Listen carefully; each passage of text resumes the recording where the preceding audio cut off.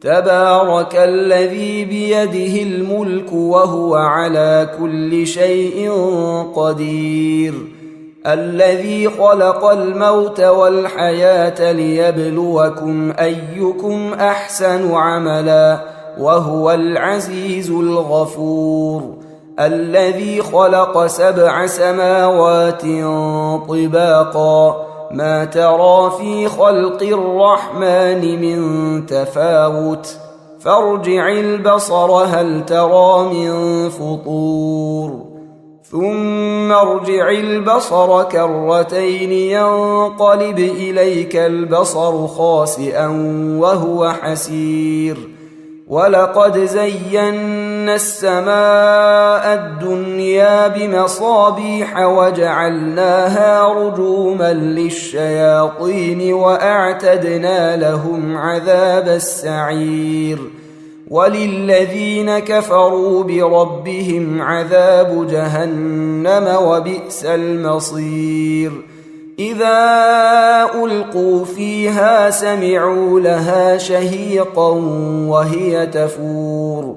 تكاد تميز من الغيظ كلما ألقي فيها فوج سألهم خزنتها ألم يأتكم نذير قالوا بلى قد جاءنا نذير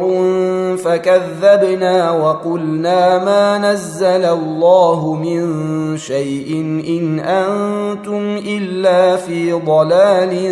كبير وقالوا لو كنا نسمع أو نعقل ما كنا في أصحاب السعير فاعترفوا بذنبهم فسحقا لأصحاب السعير إن الذين يخشون ربهم بالغيب لهم مغفرة وأجر كبير وأسروا قولكم أو اجهروا به إنه عليم بذات الصدور ألا يعلم من خلق وهو اللطيف الخبير هو الذي جعل لكم الأرض ذلولا فامشوا في مناكبها وكلوا من رزقه وإليه النشور